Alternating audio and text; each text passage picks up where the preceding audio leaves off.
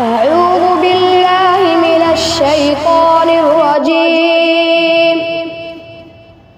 بسم الله الرحمن الرحيم. الرحمن علم القرآن خلق الإنسان علمه البيان. الشمس والقمر بحسبان والنجم والشجر يسجدان والسماء رفعها ووضع الميزان ألا تطغوا في الميزان وأقيموا الوزن بالقسط ولا تخسروا الميزان والأرض وضعها للأنام فيها فاكهة والنخل ذات الأكمام والحب ذو العصف والريحان. فبأي آلاء ربكما تكذبان؟ خلق الإنسان من صلصال كالفخار وخلق الجان من مارج من نار. فبأي آلاء ربكما تكذبان؟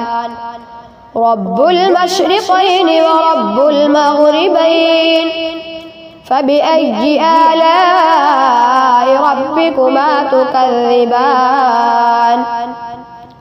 مرج البحرين يلتقيان بينهما برزخ لا يبغيان. فبأي آلاء ربكما تكذبان؟ يخرج منهما اللؤلؤ والمرجان.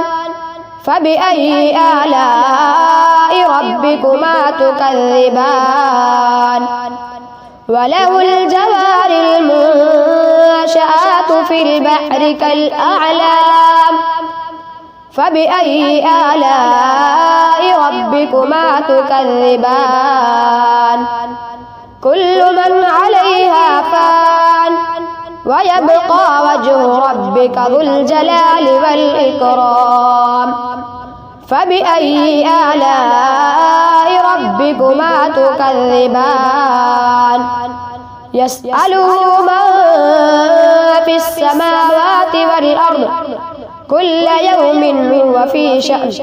فبأي آلاء ربكما تكذبان؟ سنفرغ لكم أيها الثقلان. فبأي آلاء ربكما تكذبان؟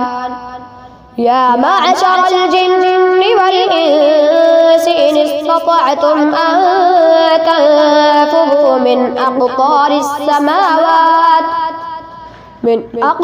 السماوات والأرض فانفذوا لا تنفذون إلا بسلطان. فبأي آلاء ربكما تكذبان؟ يرسل عليكما شواظ من نار ونحاس فلا تنتصران. فبأي آلاء ربكما تكذبان؟ فإذا انشقت السماء فكانت وردة كالدهان. فبأي آلاء ربكما تكذبان؟ فيومئذ لا يسأل عن ذنبه إنس ولا جان. فبأي آلاء ربكما تكذبان؟ يعرف المجرمون بسيماهم فيؤخذ بالنواصي والأقدام. فبأي آلاء ربكما تكذبان هذه جهنم التي يكذب بها المجرمون يطوفون بينها وبين حميم آن فبأي آلاء ربكما تكذبان ولمن خاف مقام ربه جنتان فبأي آلاء ربكما تكذبان ذواتا أفنان فبأي آلاء ربكما تكذبان فيهما عينان تجريان فبأي آلاء ربكما تكذبان فيهما من كل فاكهة زوجان فبأي آلاء ربكما تكذبان متكئين على فرش بطائنها من استبرق وجنى الجنتين دان فبأي آلاء ربكما تكذبان فيهن قاصرات الطرف لم يطمثهن إنس قبلهم ولا جان فبأي آلاء ربكما تكذبان كأنهن الياقوت والمرجان فبأي آلاء ربكما تكذبان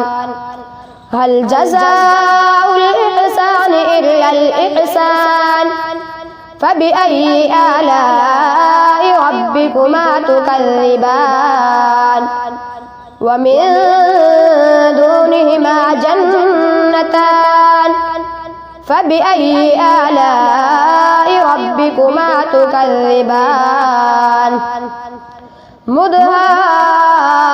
مدهامتان فبأي آلاء ربكما تكذبان فيهما عينان نضاختان فبأي آلاء ربكما تكذبان فيهما فاكهة ونخل ورمان فبأي آلاء ربكما تكذبان فيهن خيرات حسان فبأي آلاء ربكما تكذبان حور مقصورات في الخيام فبأي آلاء ربكما تكذبان لم يطمثهن إنس